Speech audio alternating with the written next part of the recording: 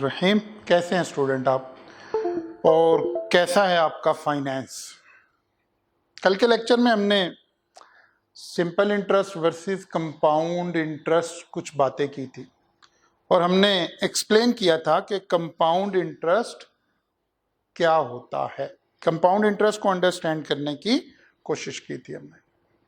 अगर हम देखें तो देखिए, कंपाउंड इंटरेस्ट के लिए हमने जो टर्म यूज की थी, compound interest is a procedure where the interest is added to principal at the end of each compounding period to earn interest in subsequent compounding period. फिर हमने एक टर्म यूज की, नॉमिनल इंटरेस्ट रेट। आर के साथ नीचे छोटा सा N लगा दिया था और कल वो एक शेयर भी हम पढ़ते रहते, आज नहीं पढ़ रहे दोबारा। तो जनाब, नॉमिनल इंटरेस्ट रेट किसको कहते हैं? Quoted or stated interest rate per annum on which the compound interest calculation is based for a given compounding period. फिर हमने एक ये कैलकुलेशन करके भी कुछ बातें समझी थी, ठीक है ना। ये कल की कैलकुलेशन ही मैं आपको दिखा रहा हूं, ओके। फिर हमने एक पीरियोडिक इंटरेस्ट रेट की बात की थी। It is the interest rate for a given compounding period. साल का इंटरेस्ट नहीं, बल्कि 3 माह का इंटरेस्ट, 4 माह का इंटरेस्ट, 1 महीने का इंटरेस्ट, 1 दिन का इंटरेस्ट। पीरियोडिक कैसे कैलकुलेट करते हैं? Periodic interest is equal to RP लगा दिया छोटा सा, nominal interest rate divided by compounding frequency. Compounding frequency को भी डिफाइन कल हमने किया था। It is the number of time interest is compounded every year. साल में कितनी मर्तबा इंटरेस्ट ऐड होगा, ओके। नाउ ये वाली एग्जांपल ही को जरा मैं थोड़ा सा ब्लेंड करके आपके साथ डिस्कस कर। वैसे हमने कल ये वर्किंग सारी की थी, लेकिन अब हमने ऑनवर्ड वर्किंग ऐसे नहीं करनी, बल्कि पीरियोडिक रेट निकाल लिया करेंगे। इसलिए जरा हम इस एग्जांपल को थोड़ा सा ट्विस्ट करके यहां लिख रहा हूं। मैंने लिखा 12% कंपाउंडेड एनुअली। तो बताइए इस बैंक की फ्रीक्वेंसी क्या है? Annually means 1। नॉमिनल रेट किसको कहते हैं? इतने हिस्से को। This is your nominal rate 12%। तो what is periodic interest rate? 12% divided by 1, it is 12%। लेकिन अब लफ्ज क्या लगेगा? Per year. कंपाउंडेड का लफ्ज हट गया और उसकी जगह क्या आ गया? पर शो कर रहा है पीरियोडिक रेट। सेकंड बैंक था 12% compounded semi annually. Semi annually का क्या मतलब होता है? साल में 2 मर्तबा। सो कंपाउंडिंग फ्रीक्वेंसी क्या है? 2। सो 12% डिवाइडेड बाय 2, इट इज 6% पर सेमी एनुअल या पर 6 मंथ। थर्ड बैंक क्या कर रहे हैं? 12% कंपाउंडेड क्वार्टरली। क्वार्टरली मीन साल में 4 मर्तबा। सो पीरियोडिक इंटरेस्ट रेट क्या है? Nominal interest rate which is 12% divided by 4, so it is 3% पर क्वार्टर। नेक्स्ट क्या है? 12% कंपाउंडेड मंथली। मंथली साल में 12 time. So compounding frequency is 12. So 12% divided by 12, it is 1% per month. मेरी बात समझ गए? कल हम जरा ऐसे देख रहे थे, लेकिन एक्चुअली हमें अब उस तरह से चलना है। वो तो हम एक कॉन्सेप्ट की बिल्डिंग के लिए आ रहे थे। ये क्या है? Nominal interest rate. ये क्या है? Periodic interest rate. देखकर कैसे पता चलेगा कि एग्जामिनर ने कौन सा यूज किया है? जब इंटरेस्ट रेट के अंदर लफ्ज कंपाउंडेड आ रहा हो, कंपाउंडेड आ रहा हो, कंपाउंडेड, कंपाउंडेड, कंपाउंडेड, ये पहचान है किसकी? नॉमिनल इंटरेस्ट रेट की। क्या कह रहा हूं? ये पहचान है नॉमिनल इंटरेस्ट रेट की। जहां इंटरेस्ट रेट लिखा हुआ हो, अगर उसमें लफ्ज कंपाउंडेड नहीं आ रहा, बल्कि उसकी जगह क्या आ रहा है? पर पर पर पर, ये पहचान है किसकी? पीरियोडिक इंटरेस्ट रेट की। सो गिवन क्वेश्चन में एग्जामिनर पीरियोडिक इंटरेस्ट रेट दे रहा है या नॉमिनल दे रहा है, इसकी पहचान हम कैसे करेंगे? लफ्ज कंपाउंडेड से या पर से। ज्यादातर तो एग्जामिनर आपको नॉमिनल देगा, लेकिन कुछ क्वेश्चन है ना, यहां तक कि अंडरस्टैंडिंग से कुछ क्वेश्चन बनने हैं, यहां एग्जामिनर आपको पीरियोडिक भी देगा। वैसे तो कहीं भी दे सकता है, हमने अंडरस्टैंड कर लिया, कैसे पता चले हमें पीरियोडिक है या नॉमिनल है? कंपाउंडेड वर्सेस पर, कंपाउंडेड वर्सेस पर, ये जो इंटरेस्ट रेट होता है ये साल का बता रहा है, और ये 1 महीने का, 1 क्वार्टर का, 6 माह का बात आपसे कर रहा है। सो अगर हम इस सारे को समराइज करें, तो जो बात हमें अंडरस्टैंड करनी है, और यहां तक कि लर्निंग से हमारा एग्जामिनर सवाल कैसे बनाएगा, ये सारी गुफ्तगू अगर हमें करनी हो, तो हम क्या करें? आगे चलते हैं।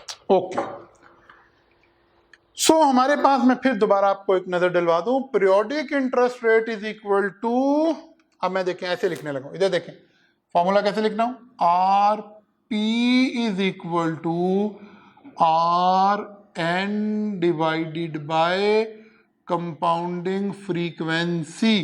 कंपाउंडिंग फ्रीक्वेंसी को किससे एब्रीविएट कर देता हूं मैं? C F. सबस्क्रिप्ट में एफ लिखा हुआ है। मैं जरा आपकी आईटी का फायदा उठा लूं, अब तो आईटी की क्लासेस आपकी शुरू हो गई हैं, तो एक्सेल में देखेंगे, वर्ड में देखेंगे सुपरस्क्रिप्ट एंड सबस्क्रिप्ट, तो एफ सबस्क्रिप्ट में लिखा हुआ है, जरा टेक्निकल लफ्ज यूज कर दिया मैंने। Okay, so R P is equal to R N over C F, compounding frequency. Again उसी मसलक पर वापस आ जाए, जब भी पूरे इसमें कहीं हमने इक्वल टू लिख दिया, सम टाइम हो सकता है मैं एक्सप्लेन करना ही भूल जाऊं, लेकिन आपने याद रखना है कितनी तरह के क्वेश्चन बन सकते हैं, कितने वेरिएंट ऑफ क्वेश्चन हैं, कितने अननोन वेरिएबल्स हो सकते हैं।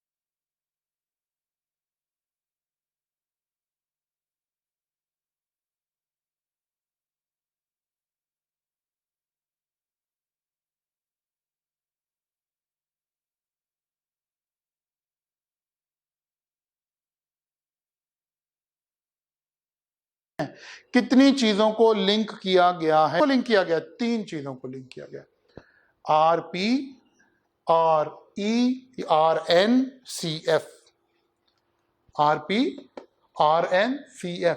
कोई सी 2 अननोन हो तो तीसरी निकल आएगी, कोई सी अननोन हो तो तीसरी निकल आएगी। Okay, now let's move.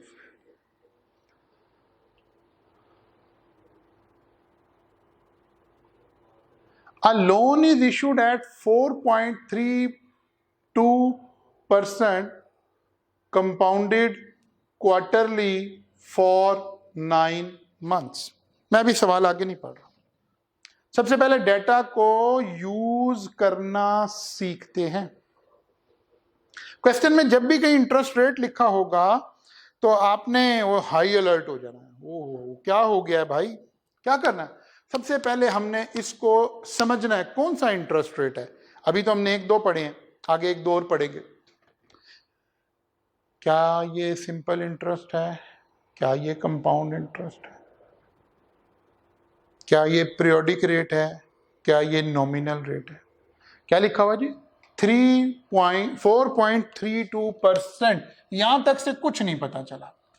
अगला लफ्ज आ रहा है कंपाउंडेड, यहां से सब कुछ पता चल गया। क्या हुआ? 4.32% कुछ नहीं पता चला, कंपाउंडेड सब कुछ पता चल गया। सब कुछ से क्या मतलब है? एक तो बात पता चल गई सिंपल इंटरेस्ट नहीं है, कंपाउंड इंटरेस्ट है। दूसरी बात पता चल गई नॉमिनल इंटरेस्ट रेट है, क्योंकि अगर पीरियोडिक होता तो लफ्ज पर इस्तेमाल हो रहा होता, पीरियोडिक होता तो लफ्ज पर इस्तेमाल हो रहा होता, यहां तो कंपाउंडेड। अच्छा, अब साल में कितनी दफा कंपाउंडिंग हो रही है? क्वार्टरली। क्या शो कर रहा है? ये CF भी शो कर रहा है 4, नहीं? ओ भाई तवज्जो करें जी जनाब। इसका मतलब है ये क्या है? RN, और ये क्या है? CF। डेटा डेटा डेटा से ही तो खेलना है ना हमने। अब पूछते हैं एग्जामिनर से क्या कह रहा है। Identify the nominal interest rate. We have already identified 4.32% compounded quarterly is nominal interest rate. Answer आ गया। Compounding frequency, 4 is the compounding frequency, we have identified. And the time period in years for 9 month। 9 month वो lecture 1-2 में पढ़ रहे थे, फिर उसमें अभी सिंपल इंटरेस्ट में 9 मंथ के ईयर बना दें तो 9 डिवाइडेड बाय 12, नहीं? ये तो क्लास 3 का बच्चा कर रहा होता है बेटा। ओके, नहीं नहीं, मैं आपको शर्मिंदा हरगिज नहीं कर रहा। आप क्लास 3 क्या क्लास 1 से रिलेटेड भी कोई बात पूछेंगे तो इंशाल्लाह हम बता रहे होंगे, बल्कि पढ़ा कर आए। मैंने आपको मंथ के ईयर, ईयर के मंथ बनाना भी सिखाए थे, फाइनेंस में ही सिखाए थे। क्यों परेशान हो रहे हैं? ठीक है ना? तो क्लास 1 का भी कोई सब्जेक्ट है तो आपने पूछ लेना, कोई बात नहीं। Okay, second requirement, calculate the periodic interest rate. Calculate the periodic interest rate. How to calculate? RP is equal to RN over CF। Put कर देते हैं 4.32%, या तो लफ्ज परसेंट ऐसे लिखते हैं अभी, या इसको 100 से डिवाइड कर लें, आपको पता ही, डिवाइडेड बाय 4। तो क्या आंसर आ गया? अभी मैं करके दिखाता हूं आपको जरा। 4.32 divided by 4 is equal to 1.08%। 1.08, अब ये ऐसे ही आएगा 7% पर क्वार्टर। ठीक है, पर क्यों लग गया? पीरियोडिक का पर लग गया। किसका पर लग गया? पीरियोडिक का पर लग गया। ओके, 1.08% पर quarter and the number of compounding periods। कितने क्वार्टर हो गए जी? फिर ये मंथ के क्वार्टर बनाने हो तो कैसे करते हैं? माशाल्लाह, बोलिए, नहीं तो कोई बहन भाई आपका क्लास 4 में हो, 5 में हो तो उससे पूछ लो। ठीक है, 9 मंथ डिवाइडेड बाय, अक्सर बच्चे गलती करते हैं 4। नो, 4 से नहीं डिवाइड करना, 3 से डिवाइड करना है। So it is 3 quarters. जरा तवज्जो करें, छोटी छोटी बातें हैं ना, भूल जाती है, कोई बात नहीं, मैं शर्मिंदा नहीं कर रहा आपको, बिल्कुल नहीं कर रहा, हरगिज नहीं कर रहा बेटा। हो सकता है कहीं मैं भी गलती कर दूं। ठीक है, देखिए जरा क्या हुआ। एक साल में कितने मंथ होते हैं? 12। ठीक है, हम साल के जब 2 हिस्से करते हैं तो इसको सेमी एनुअल बोलते हैं। अब इधर 6 माह आ गए, इधर 6 माह आ गए। पहले इधर टोटल 12 थे ना, टोटल 12 थे।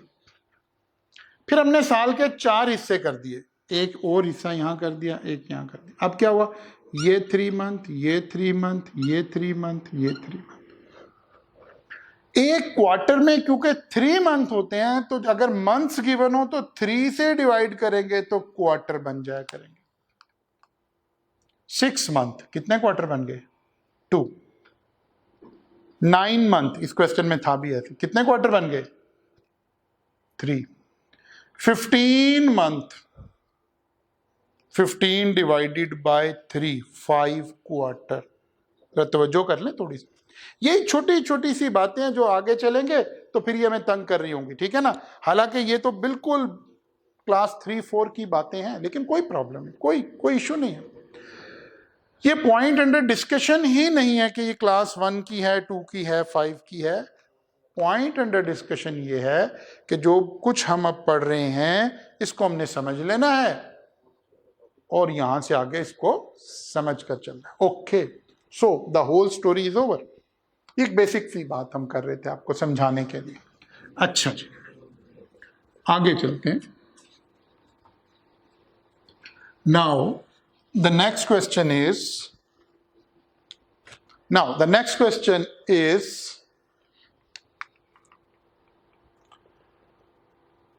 a bank release a new credit card, debit card, credit card. अब ये कोई नई बात नहीं है कि आपको समझना है, आज तो हर बंदे को पता है ना, डेबिट कार्ड, क्रेडिट कार्ड। वो कहते हैं बैंक ने क्रेडिट कार्ड इशू किया है that charges interest at a rate of 1.35% per month. अच्छा, मैं फिर बार बार बोल रहा हूं, अपने अल्फाज के ऊपर खड़ा हूं मैं। जहां इंटरेस्ट रेट आए सबसे पहले रुक कर सांस ले लें, आराम से, सुकून से, ठंडे दिमाग से सोचें कौन सा इंटरेस्ट रेट है, कौन सा इंटरेस्ट रेट है? 1.35%। मैंने यहां तक पढ़ा है, मुझे क्या समझ आई है? मुझे क्या समझ आई है? कुछ भी समझ नहीं आई। 1.35% से मुझे क्या समझ आई है? कुछ भी समझ नहीं आई है। मैं आगे चला, आगे लिखा हुआ था पार, मुझे सब कुछ समझ आ गया। आज समझ गई। पर पीरियोडिक, अगर यहां लिखा होता कंपाउंडेड नॉमिनल, मेरी बात समझ रहे?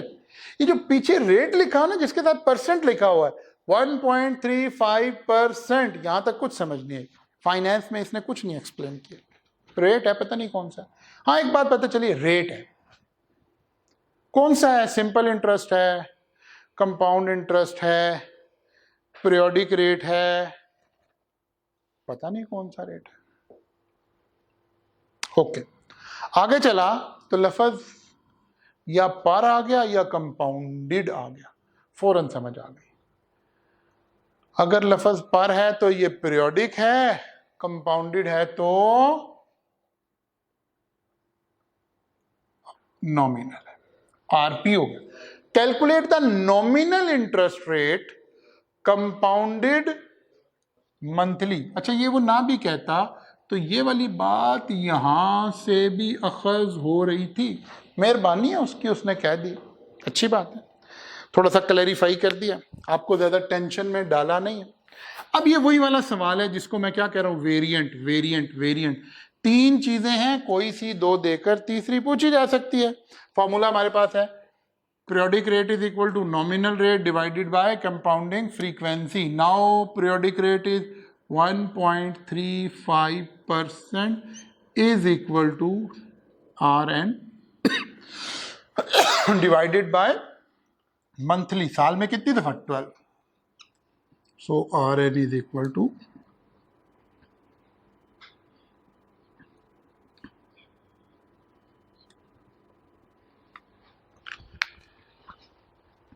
अगर तो खाली रेट लिखा हो तो ओके, ठीक हो गया, ऐसे सही है।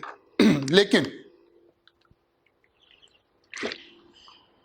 अगर रेट के साथ उसने कुछ और भी लिखा है तो मुझे यह भी समझना है, नॉमिनल है तो अब क्या लिखा होना चाहिए, कॉमा कंपाउंडेड मंथली। बात समझ आई है? कंपाउंडेड मंथली, क्योंकि नॉमिनल है ना, अब तो पर मंथ नहीं लिख सकता,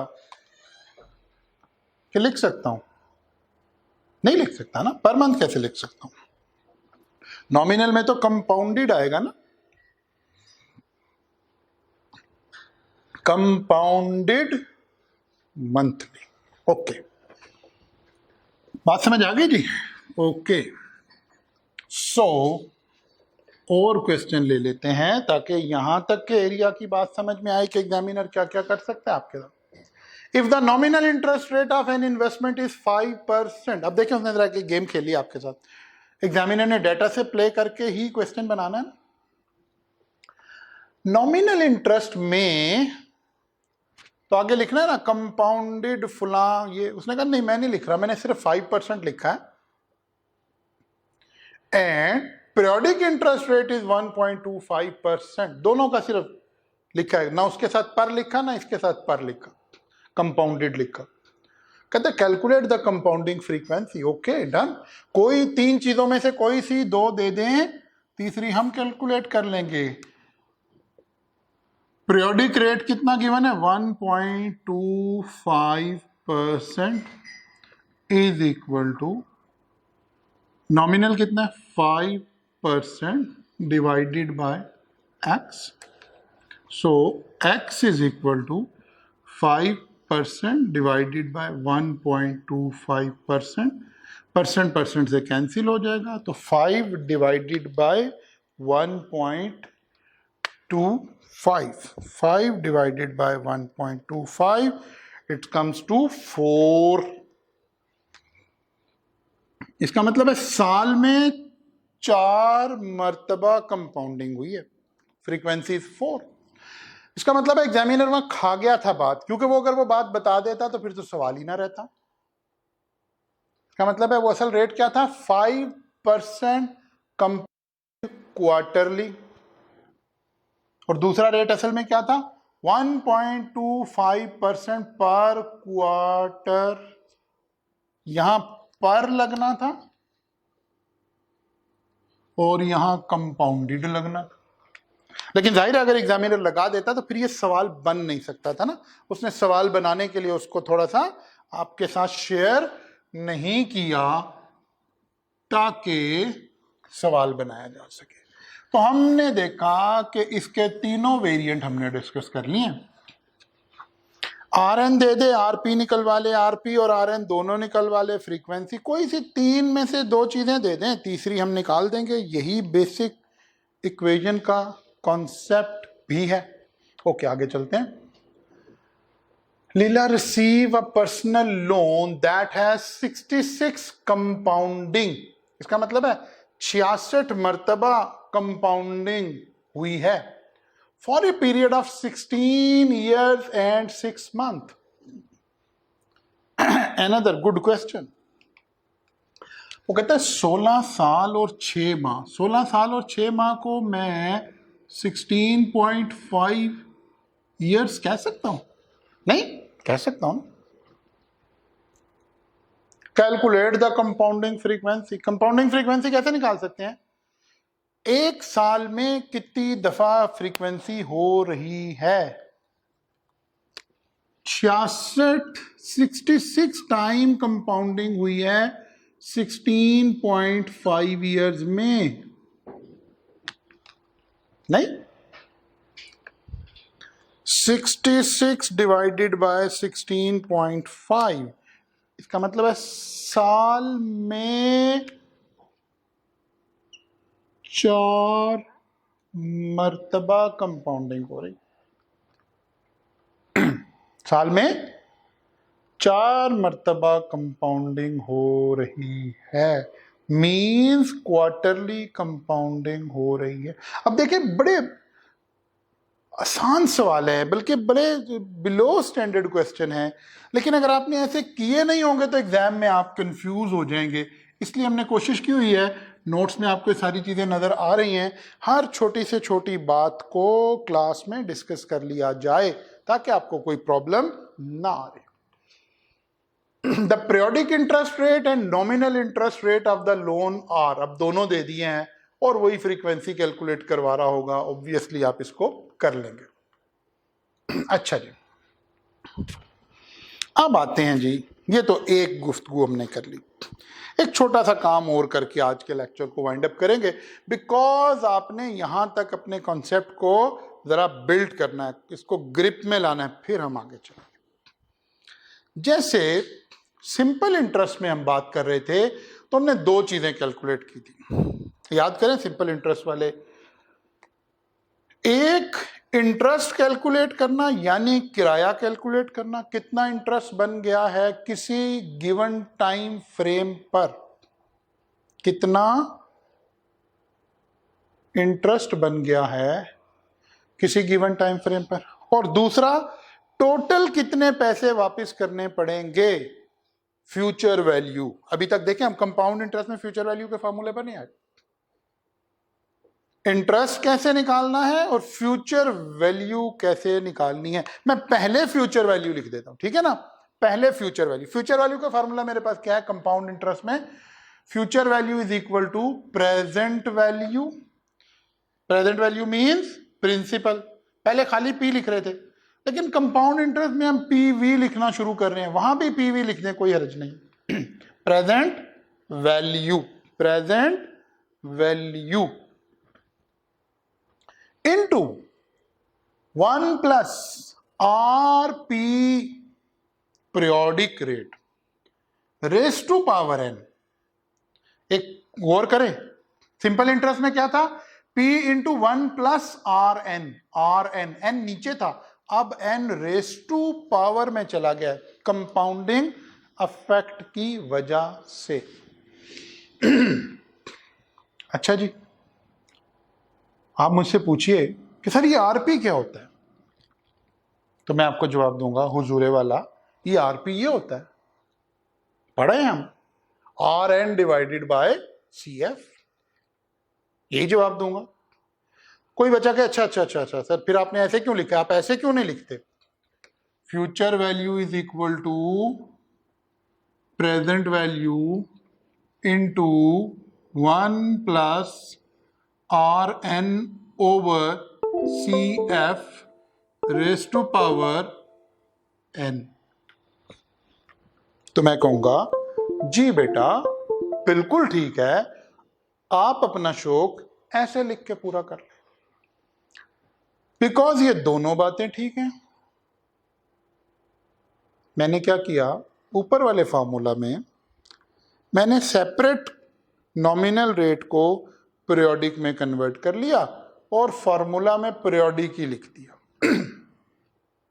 एक बच्चे ने कहा नहीं नहीं सर मैं एक अलग स्टेप क्यों करूं, मैं built in he periodic calculate कर लूंगा। उसने यही पीरियोडिक कैलकुलेट कर लिया, बिल्कुल एक ही बात है। अब यहां n को डिफाइन कर लें बस जरा, क्या है वो ये वाला n है, क्या है ये वाला n है? n है नंबर ऑफ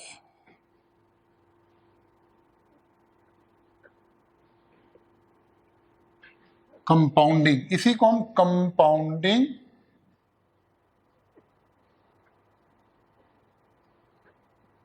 पीरियड भी बोल दें।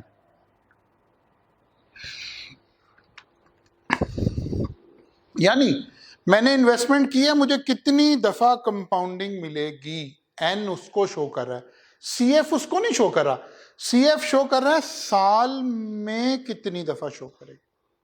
मसलन एक शख्स ने एक इन्वेस्टमेंट की, एन लिखा मैंने 5 ईयर्स,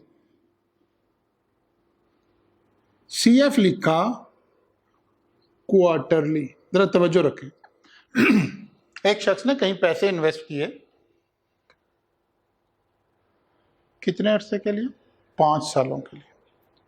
पैसे पर किराया कैसे मिलेगा? हर क्वार्टर। वो एक पुराना डायलॉग, जरा उसको आगे ले है ना, हमने कहा था R and N must be से इन सेम टर्म, याद है? नहीं, कहा था हमने R and N must be in same term, R and N must be in same term. तो यहां भी वही है। इधर देखें, आर किस में है? पर क्वार्टर, तो इसके भी क्या बनाने पड़ेंगे? क्वार्टर। अब यहां से समझ आए, फ्रीक्वेंसी क्या है? 4, लेकिन एन क्या है? 5 × 4 20। ये अभी आगे सवाल में चल के बात और भी डिटेल में एक्सप्लेन करेंगे। मैं अपना केस बिल्ड कर रहा हूं सिर्फ कि 20 दफा मुझे इंटरेस्ट मिलेगा 5 सालों में, क्योंकि हर क्वार्टर इंटरेस्ट मिलेगा, क्योंकि हर क्वार्टर इंटरेस्ट मिलेगा। तो 5 सालों में कितनी दफा मिलेगा? एन वो है, N is the number of compounding period, या खाली कंपाउंडिंग पीरियड कह दें। ओके, इस फार्मूला की मदद से, क्या आप इसे शेप 1 में यूज करें, क्या शेप 2 में यूज करें, हम क्या कैलकुलेट कर सकते हैं? Future value. कितनी चीजें लिंक हो गई? 4। Future value, present value, nominal rate, compounding period. 4 में से कोई सी 3 आ जाए तो 4th वन कैलकुलेट हो जाएगी। इक्वेशन का बुनियादी उसूल। Okay, how to calculate interest? How to calculate interest? Interest क्या है?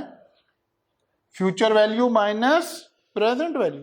मैंने पैसे लगाए थे 50,000, मुझे वापस मिले हैं 75,000। मैंने कितना इंटरेस्ट कमाया? 75,000 माइनस 50,000, ऐसे है ना? Future value minus present value, नहीं? Yes, future value minus present value. अब जरा गौर करें, फ्यूचर वैल्यू किसको कहते हैं? इसको। मैंने ये वैल्यू यहां पुट कर दी है, मैं ऐसे डेरिवेशन करके दिखा रहा हूं आपको। फ्यूचर वैल्यू की जगह क्या आ गया? ये आ गया। तो यहां से हम क्या निकाल लेंगे? इंटरेस्ट निकाल लेंगे। वो जो सिंपल इंटरेस्ट में फार्मूला था ना, PRN, जरा वो थोड़ा कॉम्प्लेक्स हो गया कंपाउंड इंटरेस्ट में। कैसे? Present value into 1 + RP⁻n - 1 whole bracket. क्योंकि मैंने प्रेजेंट वैल्यू दो, ये भी प्रेजेंट वैल्यू थी, यहां भी प्रेजेंट वैल्यू आ रही थी, मैंने कॉमन ले लिया, बाहर आ गई प्रेजेंट वैल्यू, बाहर आ गई।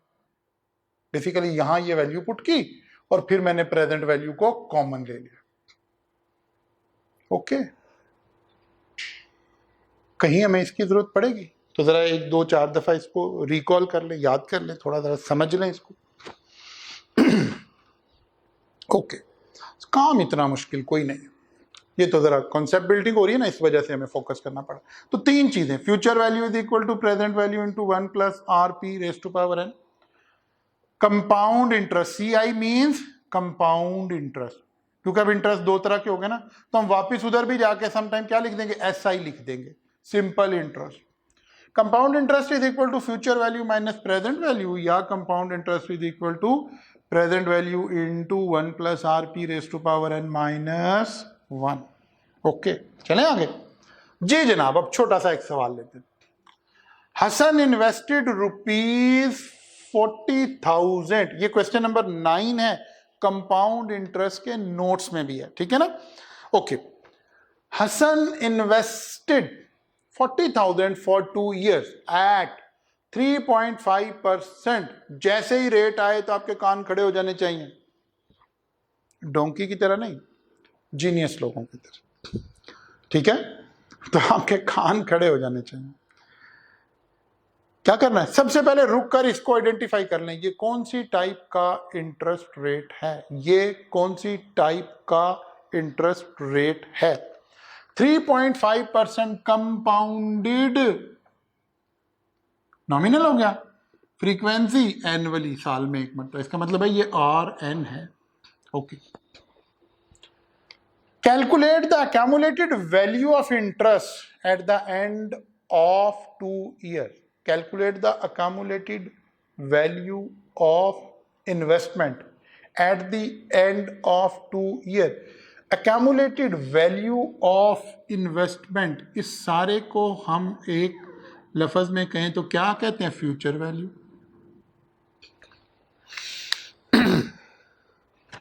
बात समझ आ रही, ये आपको नजर आ रहा है ना, ठीक। नहीं नजर आ रहा तो नोट्स में से, लेक्चर में से नोट्स में क्वेश्चन नंबर 9 है। इसका मतलब है फ्यूचर वैल्यू निकालनी है। ओके, अब जरा देखिए मैं कैसे चला करूंगा। मैं गिवन डेटा सबसे पहले लिखा करूंगा। मुझे डेटा में एक चीज RN गिवन है विच इज 3.5% कंपाउंडेड एनुअली।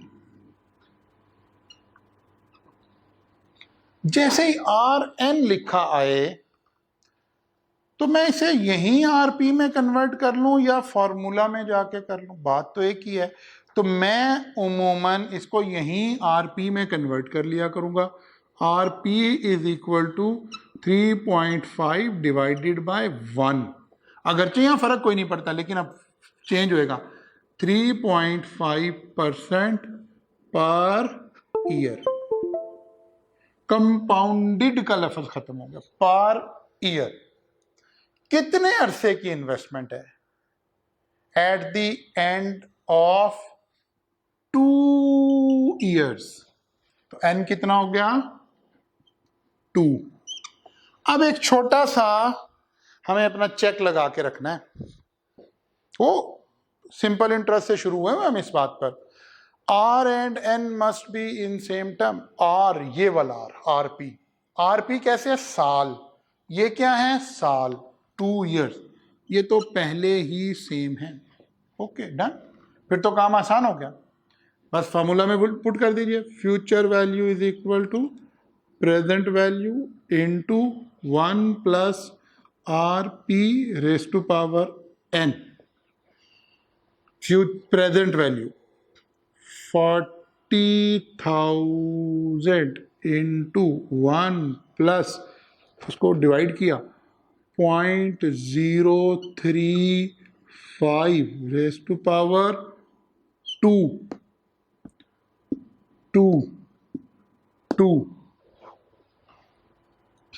बाकी किसने करना है, कैलकुलेटर ने करना, आपने कुछ नहीं करना। निकालिए जी कैलकुलेटर।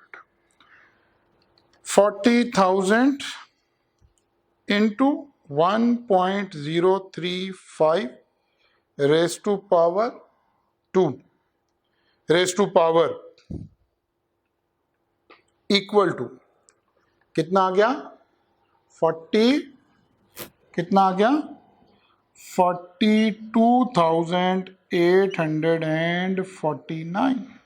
ये क्या है, फ्यूचर वैल्यू। फ्यूचर वैल्यू का क्या मतलब है, आपके पैसे जमा उसका किराया, आपके पैसे प्लस इंटरेस्ट, प्लस इंटरेस्ट। आपको पता है ना, मना किया हुआ एक बात से, किससे, जब तक फाइनेंस पढ़ रहे हैं लफ्ज इंटरेस्ट पर दिमाग में ये सवाल नहीं लाना कि ये हलाल है कि हराम है, इसको बाद में सोचेंगे, बात करेंगे इसके ऊपर, लेकिन अभी नहीं कर रहे, कभी हम लर्न कर रहे हैं how to calculate the thing. इसीलिए अमूमन मैं बार बार क्या बोल रहा होता हूँ, पैसे का किराया, ताकि आपके दिमाग में वो बात ना आए। फिर मैंने साथ ही ये भी कहा था कि इसका ये मतलब नहीं है कि मैं ये कह रहा हूँ कि इंटरेस्ट हलाल है, हरगिज ये नहीं कह रहा, बिल्कुल ये नहीं कह रहा। मैं कह रहा हूँ इसको समझने की कोशिश करेंगे और समझ कर इसको फिर जानेंगे कि ये क्या है। ओके, तो ये क्या है, मेरे पैसे भी इसमें हैं और उसका किराया भी इसमें है, future value. Second requirement, calculate the compound interest earn on this amount. अभी हमने देखा था कंपाउंड इंटरेस्ट निकालने के दो तरीके थे। Compound interest is equal to future value minus present value. Future value 42,849 minus 40,000, so the interest is 2,849 एक तरीका। और अगर फ्यूचर वैल्यू हमने निकाली, ये तो जब है ना, जब वो रिक्वायरमेंट 1 होती तो हमने फ्यूचर वैल्यू निकाली हुई है, तो उसी की मदद से इंटरेस्ट निकाल लेते हैं। लेकिन फर्ज करें रिक्वायरमेंट 1 है ही नहीं, वो डायरेक्ट ही कहता है कैलकुलेट द इंटरेस्ट, तो अब मैं पहले फ्यूचर वैल्यू निकालूं फिर इंटरेस्ट निकालूंगा? हरगिज नहीं, मैं बराह रास्त इंटरेस्ट वाला फॉर्मूला यूज करूंगा। Compound interest is equal to present value into 1 plus R P raise to power n minus 1। नहीं था ये फॉर्मूला, लिखा तो था, डालिए figure. 40,000 into 1.035 raise to power 2 minus 1। देखिए जी, इसको कैलकुलेटर में सॉल्व करें। 40,000 इंटू फिर इंटू 1.035 ब्रैकेट क्लोज पावर 2, फिर कर्सर से नीचे आएंगे सेंटर वाले उससे माइनस 1 और एक ब्रैकेट अभी आपकी दूसरी भी है, इक्वल टू कर दें तो एग्जैक्टली क्या आंसर आ गया, 2,849। तो भाई हमारी ऑप्शन है, हमारी मर्जी है, डेटा का सिनेरियो है, क्या हालात हैं, कैसे सर्कमस्टांसेस हैं, उसके मुताबिक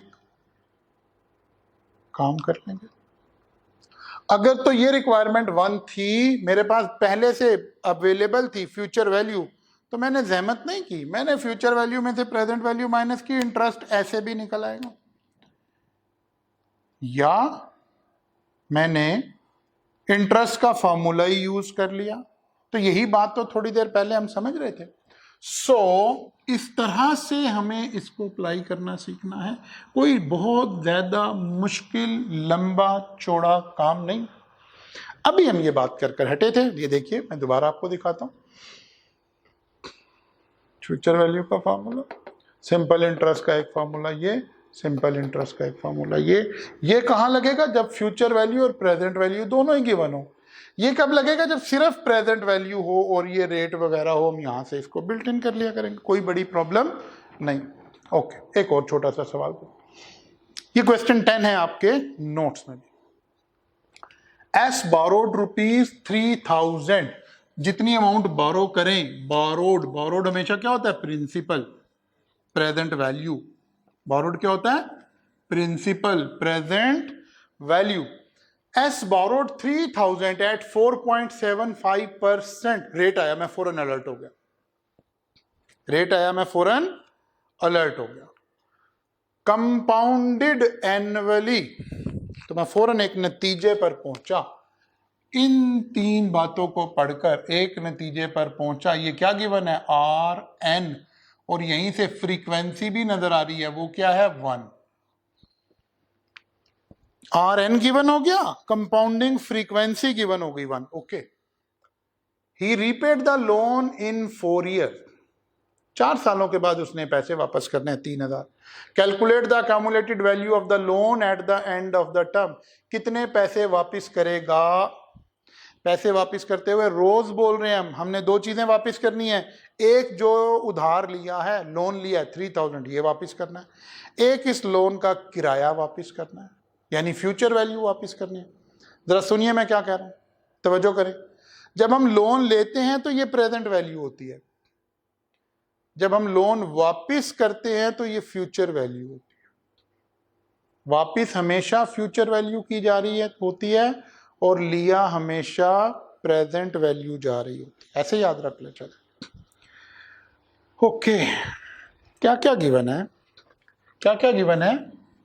प्रेजेंट वैल्यू गिवन है 3000, और एन गिवन है 4.75% कंपाउंडेड एनुअली।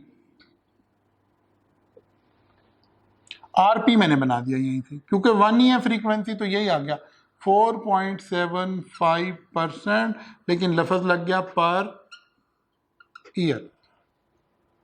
कितने अरसे के लिए? कितने अरसे के लिए? इन 4 years. So n is 4। अब मैं रुक गया 4 और मैंने कहा यार एक बात बड़ी जरूरी है, R and N must be in same term. ये भी साल, ये भी साल, ओके, अभी तो कोई प्रॉब्लम नहीं आ रही। तो वह कुछ भी नहीं करना, डेटा को उठा के पुट कर दें। Future value is equal to present value into 1 plus RP raise to power n। 3000 into 1 plus 0.0475 raise to power 4। नहीं? ओके, कैलकुलेटर पकड़े। 3000 into 1.0475 raise to power 4 is equal to 3612। मैंने राउंडिंग कर दी थोड़ी सी, 3611.9 लिखा हो ना, मैंने इसको 12 कर दिया। नहीं थक गया? नहीं, अभी तो कुछ भी नहीं पढ़ा हमने। Okay, calculate the accumulated value of loan at the end of term। accumulated कट्ठी जमा means principal plus interest। Second कह रहा है interest charge during the period. फिर वही बात है पिछले सवाल वाली। अब क्योंकि फ्यूचर वैल्यू है तो इंटरेस्ट कैसे निकाल सकता हूं? Compound interest is equal to future value minus present value. नहीं तो अगर ये डायरेक्ट सिर्फ ये होता तो फिर दूसरे वाला फार्मूला लगा रहे होते। कोई लंबा चौड़ा मसला मसाइल नहीं। ओके, नाउ अब आते हैं जी, एक छोटा सा सवाल करते हैं, फिर आपकी जान छोड़ देंगे आज के लिए, ठीक है? लेकिन आपने काम साथ साथ करना है। अगर आप फाइनेंस में टीचर के साथ नहीं पढ़ेंगे तो आप नहीं चल सकेंगे। इसलिए देखिए, मैंने मैट्रिसेस में आपके ऊपर एक रिस्ट्रिक्शन नहीं लगाई थी। एक और बात, मैट्रिसेस में जब आप मेरे साथ लेक्चर ले रहे थे, मैं अज्यूम कर रहा था कि आप ऐसे ही चल रहे होंगे, लेक्चर 1 2 3 4 5 6 7। लेकिन एक बच्चे ने 2 दिन पढ़ा नहीं, फिर उसने कहा यार मैं पीछे जो रह जाऊंगा तो मैं व्हाई नॉट लेक्चर 6 आज पढ़ लेता हूं, फिर पीछे वापस चला जाऊंगा। अगर किसी बच्चे ने ऐसा किया तो ऐसा हो गया, बिकॉज शायद इतना मैटर नहीं करता था। लेकिन अब जब तक आप पिछला लेक्चर नहीं सुनेंगे आप अगला लेक्चर देख भी नहीं सकेंगे। मेरा LMS सिस्टम ही आपको अलाउ नहीं करेगा, ठीक है? यानी जब तक पिछले दिन का लेक्चर नहीं सुना आप मेरा आज का लेक्चर नहीं देख सकते। बात समझ गए? अब मैंने अपने LMS सिस्टम में ये कमांड लगा दी है कि बच्चा लेक्चर सीक्वेंस में देखे।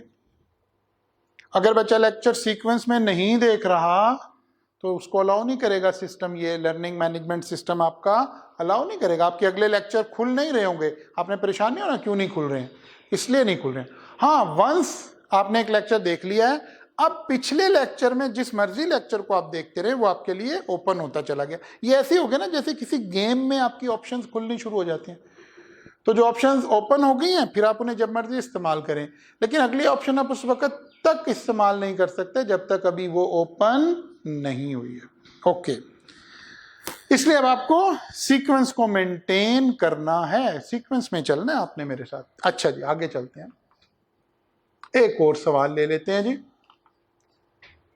Ben invested ₹8,500 for 5 years in his saving account। क्योंकि मैं R and N should be same term का कॉन्सेप्ट आज क्लियर करना चाहता हूं, बस अगले 5 मिनट में कर दूंगा, आपकी जान छूट जाएगी, फिक्र ना करें। Ben invested ₹8,500 for 5 years, ये क्या है? Present value. ये क्या है? N किसमें? ईयर्स में। In his saving account that was earning 12% compounded quarterly, 12% compounded quarterly। कई डाटा आ गया मेरे पास, क्या क्या आ गया? एक तो RN आ गया, ठीक है ना, एक फ्रीक्वेंसी आ गई CF आ गई 4। क्वार्टरली का मतलब ये होता है ना साल में 4 मर्तबा। Okay, calculate the future value of this investment, या कुछ भी मांग रहा हो छोड़ें। ओके जी, क्या क्या गिवन है? प्रेजेंट वैल्यू कितनी? 8,500। क्या गिवन है? N 5 years. क्या गिवन है? RN 12% compounded quarterly. तवज्जो कर लें, आज के सारे लेक्चर की समरी है इस सवाल में। ओके, RN, लेकिन RN तो कहीं नहीं इस्तेमाल करते, RN तो दुनिया की सबसे बेकार चीज है, हमें तो RP चाहिए, तो RP हमने खुद ही बनाना है। उसके लिए हमें क्या? Compounding frequency. So RP is equal to RN over CF means 12% divided by 4 means 3% per quarter। ओहो, एक मसला हो गया भाई, एक प्रॉब्लम हो गई। सोचें क्या हो गया, सर ने क्या गलत कर दिया, सोचें जरा। सर ने कुछ नहीं गलत किया, नहीं, हम भी इंसान हैं, गलत हो सकता है, हरगिज ये दावा नहीं है कि कुछ गलत नहीं हो सकता, बहुत कुछ गलत हो रहा है, ठीक है। ओके, क्या गलत हुआ? कुछ गलत नहीं हुआ। क्या मसला क्रिएट हो गया? एक मसला क्रिएट हो गया। RP किस में हो गया है? क्वार्टर में। और N किस में हो गया है? ईयर्स में। ये तो सेम ही नहीं है, वो तो एक पहला सेंटेंस, हमारा पहला डायलॉग ही खत्म हो गया। R and RP must be in same term, N and R must be in same term। ये क्वार्टर हैं, ये साल हैं, तो भाई इसके भी क्वार्टर बना लेते हैं। अब क्या करूं मैं? 5 साल, और एक साल में कितने क्वार्टर? 4। इसका मतलब है 5 साल नहीं बल्कि 20 क्वार्टर्स। मेन रूह है इस सवाल की। स्टेप नंबर 1, RN को RP में कन्वर्ट कर लें। स्टेप नंबर 2, चेक कर लें रुक कर एक लम्हे के लिए कि RP और टाइम ये एक ही टर्म में है। RP क्वार्टर में बातें कर रहा है और टाइम सालों में बातें कर रहा है, दोनों को सेम कर दिया। हमने कहा 5 साल, नहीं 5 साल नहीं, 20 क्वार्टर, ठीक हो गया, कंपैटिबिलिटी क्रिएट हो गई। चलें IT की लैंग्वेज यूज कर लें। अब फार्मूला लगा दें, future value is equal to present value into 1 plus RP raise to power N।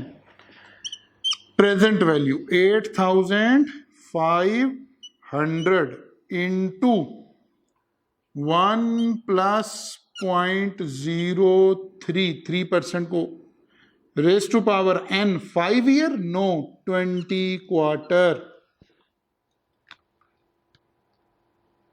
20 quarters.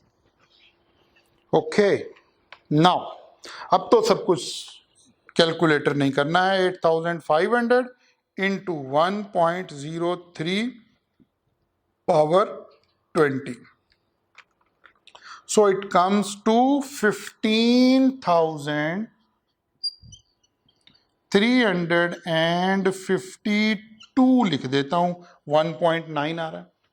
वो तो आपके पास तो एमसीक्यूज में वहां नीचे अगर एग्जैक्ट अमाउंट आ रही होगी आपको पता चल जाएगा, यार नहीं राउंडिंग नहीं करनी, सही वाली लिखी हुई है, वरना राउंडेड फिगर आ रही होगी आप राउंडेड ले लेंगे, वो तो कोई मसला नहीं। सो देखना क्या था बेटा, देखिए अब मिस नहीं करना, आपने पूरा लेक्चर वन गो में बैठ के सुनना है।